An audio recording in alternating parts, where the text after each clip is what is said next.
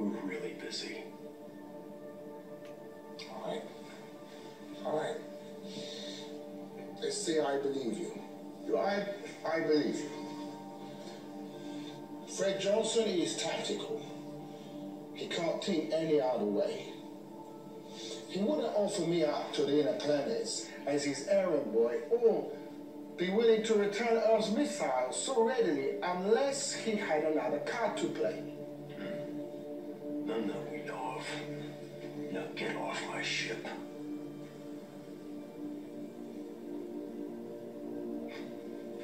You remind me of someone. Just missing the hat, that's all. Feltz will never unify under Fred Johnson's flag. True satire. Earth will never forgive him for the past. And after the Nouveau, his days on Piker are numbered. The weapon that Fred Johnson has constantly to Naomi. is vulnerable.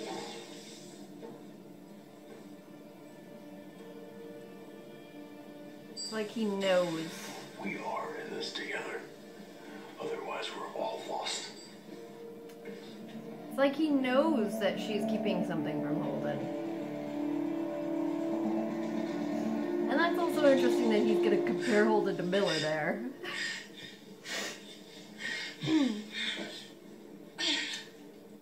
That's what I was saying earlier. I guess Holden and Miller both saw Dawes the same way. Even if they didn't see most anything else the same way. They appear to be charging us. 6th in formation up front and the 7th bringing up the rear. Boys, do you copy? Sorry. Gunny, focus. The 7th man was bringing up the rear. The 7th man, he was chasing them. The UN Marines, they weren't firing at us. They were shooting behind them. At him. Do you remember? They are engaging in Holden. Not our problem. Bring out, make a line, free fire, We formed a line.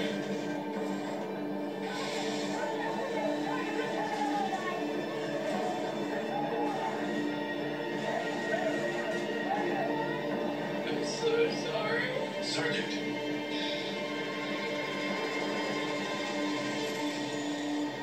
That's when I saw the drone. It was waiting. Sergeant, what happened next? Continue. That's an order. The 7th man, he wasn't wearing a vac suit. That's enough. She's had enough.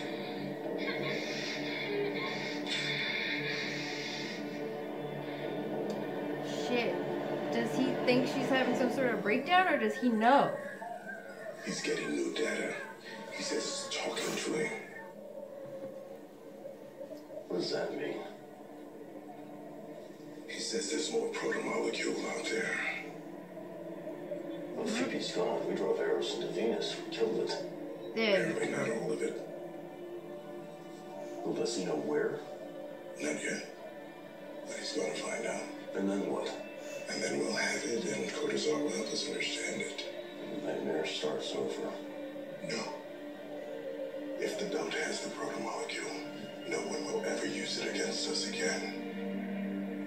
Yeah, but Belters could use it on someone else.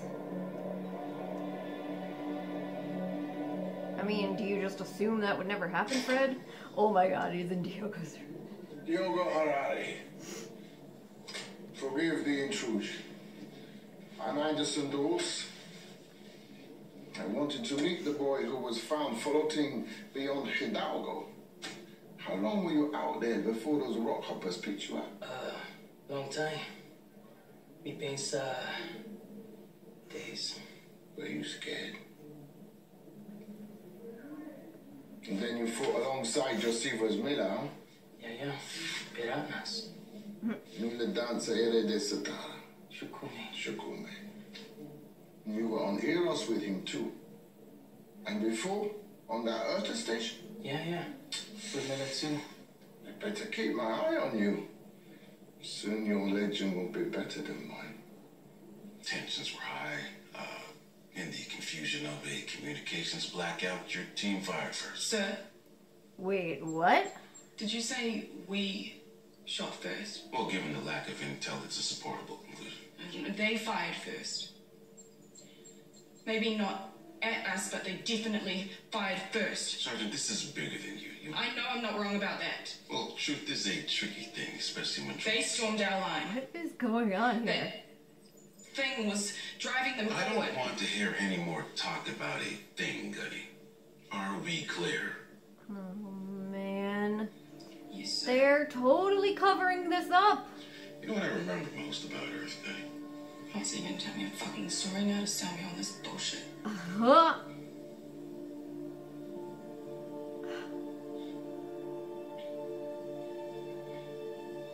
My apologies, sir. It's all No. right, Gunny. He deserved it. You're the only witness from Mars and Earth. And getting me could be the spark that leads to an all-out war. Do you understand?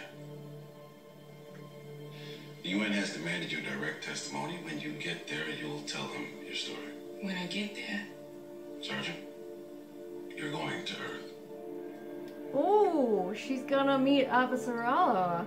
Ah, that should be a interesting meeting.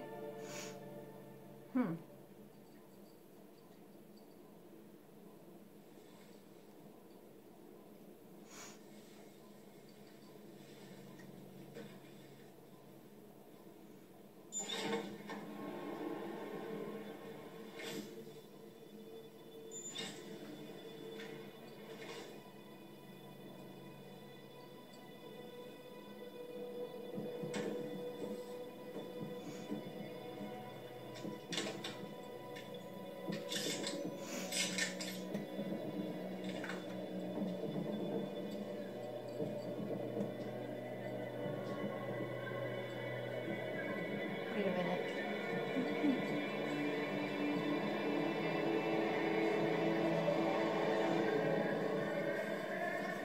Whoa. Was he going to kill him? Wait. Was he going there to kill him? Like, straight up, Miller shoots Dresden, repeat, is that what he was going there to do?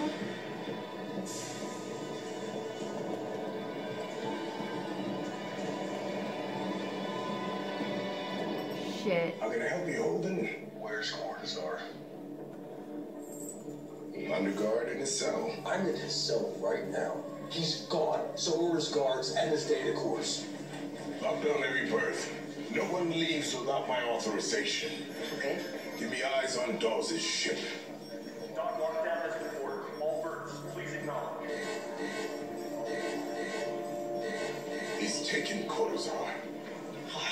Passion.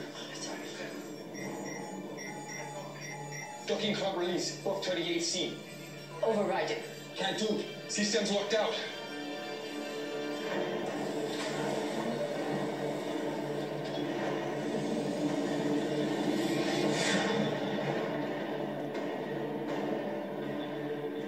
They just kept that transponder.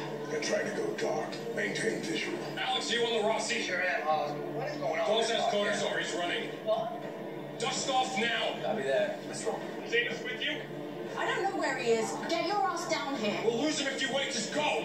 Go!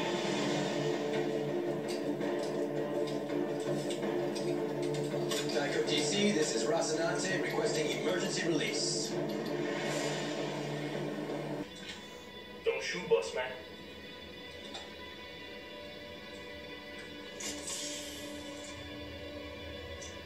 You got me. Just me. Oh. Got nothing. It was a diversion. We lost Dawes. He's got Cortazar.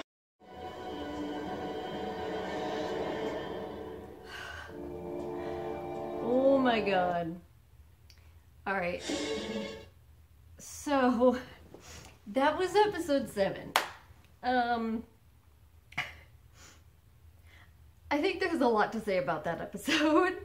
So, first of all, it seems like, again, a lot of largely another kind of like, building episode, laying the groundwork for a lot of the big stuff that's going to be coming throughout this arc, and a lot of character development stuff too, and a good amount of focus on a couple of characters, Anderson Dawes, and then Sergeant Draper, Bobby Draper, but then at the end, we also had a couple of really kind of big, sudden moments that are, I feel like, gonna have some serious implications. So first, let me just start off with what I was kind of freaking out about near the end there, which was Holden.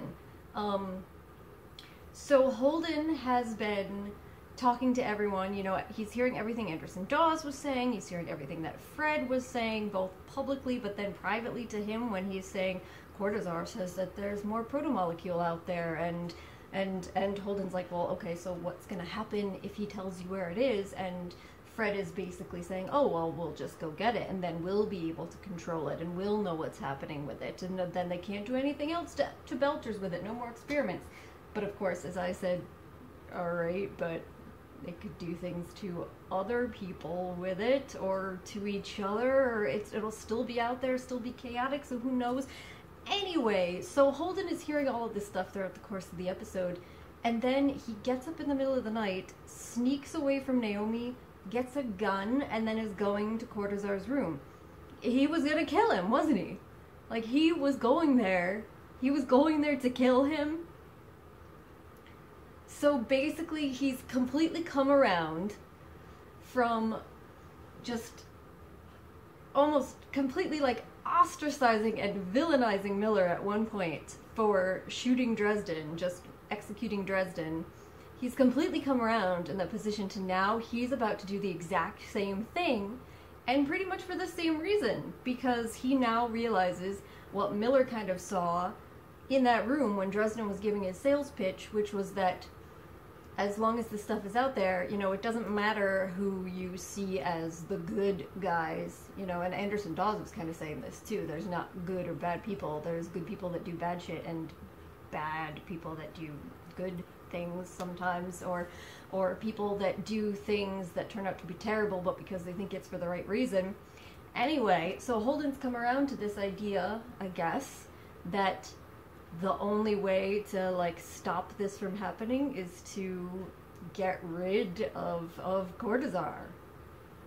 Just like Miller with Dresden. And he's going there to murder someone? I mean, tell me if you guys think I'm wrong, but I don't know why else he would be sneaking down to his, like, cell there in the middle of the night with a gun. I think he was going there to kill him.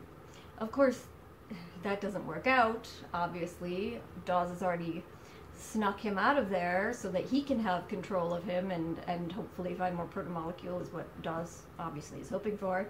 And he's got Diogo on his side now, helping him figure stuff out. Yeah, I mean, nonetheless, despite it not working out, that just seems like a pretty big character shift and moment, a big moment for Holden, right? And I do think it's interesting in that it kind of parallels, you know, Anderson Dawes was saying to him earlier in the episode, you remind me of someone else I used to know. He was talking about Miller. He was saying, you remind me of Miller, and kind of like the way that he was interacting with Dawes and the things that he was saying about his, you know, disbelief in Dawes, his cynicism towards him. And it's funny because it's true. I mean, earlier, too, I was saying that he kind of sounded like Miller when he was talking about Dawes to Naomi. So that's fascinating. I'm curious to see how that continues. And speaking of Holden and Naomi, I'm curious also to see what's going to happen with their relationship. Because obviously now Naomi has not only lied to Holden and the whole crew and kept their sample of the protomolecule in existence instead of just blowing it up. So who knows what's going to happen to it, or what she could do with it, or what, you know, if Anderson Dawes will do with it, if Cortazar figures out how to get to it. I don't know. But obviously this is going to have big implications for their relationship when Holden eventually finds out that she lied. But also on top of that, you see a lot of conflict between them whenever they're talking about this, when they're talking about Earth and the belt and the politics here and what happened on Eros and what they should do going forward. They clearly are having a very strong differences of opinion, and you can see the kind of potential clash that's leading up to. So I'm a little concerned about what's going to happen there. So before I get to the whole thing with Sergeant Draper and that whole storyline, just quickly, I also wanted to comment on Amos. And earlier in the episode, there was just kind of the little scene with him and the kid, and then there was the scene with him and talking to Cortazar. And I thought that was interesting too, you know, when there was the scene with the kid and he pushed the mother, and then the kid came in and was trying to like defend his mother. You saw that kind of look on Amos's face, and like I said when I saw it, you know, oh, is he thinking of himself as like the little kid? And then he goes to Cortazar and he's talking to him, and that's kind of what Cortazar said too, right? He's like, you're remembering yourself as being that kid and being protective of your mom, and then also apparently some other woman after his mom, I don't know, died or left him or whatever happened, he had another woman in his life that was like that. And Cortazar says, so you're wishing that you could be like that again, but you can't because you, I think the word he said was cauterized, right? You like, basically you burn down your ability to like feel or think that way in order to protect yourself and survive, I guess from a young age. And Cortazar is trying to sell him on the idea that he's better off this way and that he should just, you know, let go entirely of even that idea of himself like he used to be. But it's pretty clear to me that that's the opposite of what Amos was wanting. You know, Cortazar is right when he said that Amos kind of was looking at that and wishing that he was sort of still like that little boy who was so like connected to and protective of somebody that he loved. But I mean, I don't know, I feel like maybe Amos is kind of selling himself a bit short. Like, I feel like if there was a situation, obviously if there's a situation where, like, say Naomi was in serious danger, I mean, he obviously cares for her very much. He still has feeling towards people, he still has feeling. He's maybe, you know, more cut off emotionally and more, I don't know, I don't want to say sociopathic, but some people have used that term more than most people, but he's not like Cortazar, so I don't know.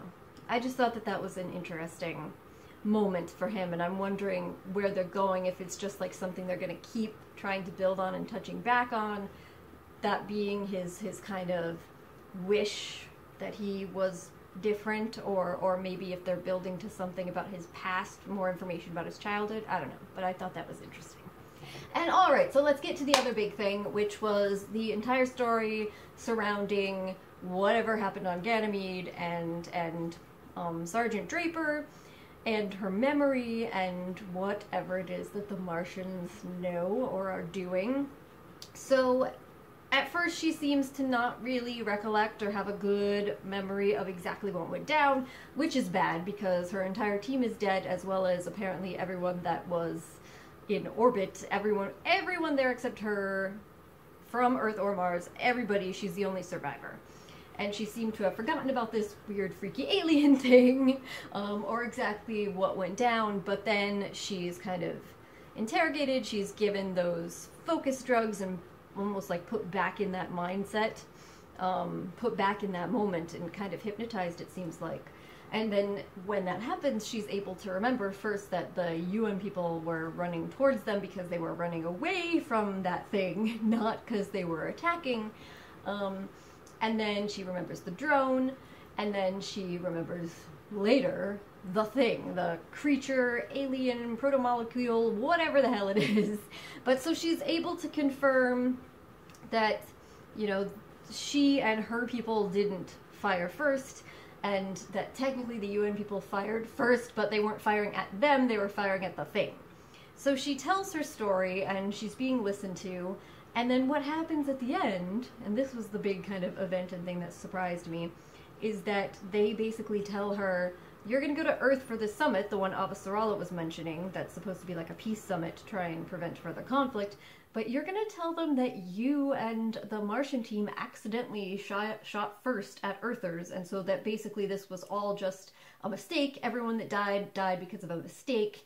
So they're going to completely cut out any mention of the thing. And so I'm very curious as to know what their motives are. Like, so I feel like there's a good and a bad possibility here. The, I guess, goodish possibility-ish, good-ish, being kind of like what her one superior was trying to say to her, which is the idea that they want to prevent an all-out war, and so, you know, the only one that lived is her, and, you know, maybe they don't fully trust that she understood what she saw. Maybe they think she's crazy because she was talking about, like, a guy without a vac suit. So maybe, like, in the interest of trying to promote peace, they're gonna try and have her say it was our mistake, and then to apologize, to try and just stop everything. So I guess that's the good possibility, but then there's the other possibility, which seems like there's certainly a chance it's the case, which is that they don't want her telling that story because they know about the creature, alien thing, or protomolecule creature, or whatever the hell it is, and or the drone was theirs in some way. They know about it for some reason, and they just don't want Earth to know about it, and so this is their way of trying to just cover up whatever happened for what their own purposes are. And I feel like the second one seems like it might be more likely, unfortunately, due to everything I've seen so far about how politics seems to operate here. But who knows? Who knows? This is just more mystery that we're gonna have to be finding out and looking into. But I'm looking forward to seeing her going to Earth. She's been constantly talking about that since we've seen her. I'm looking forward to seeing what happens with her going into the next few episodes. I'm curious to see what'll happen if she gets to meet Avasarala and they're talking to each other. That should be fun. So yeah, as I said, a lot of stuff happened this episode. I thought it was kind of gonna be a slow just building one at first, and then still, nonetheless, a lot was in there. But alright, so I've talked quite a bit, so I think it's time for me to wrap this up here. If you have any questions, comments for me, thoughts, anything, please do leave them in the comment section below. And other than that, I'll just say thank you so much for joining me once again, and hopefully I'll see you next time. Bye!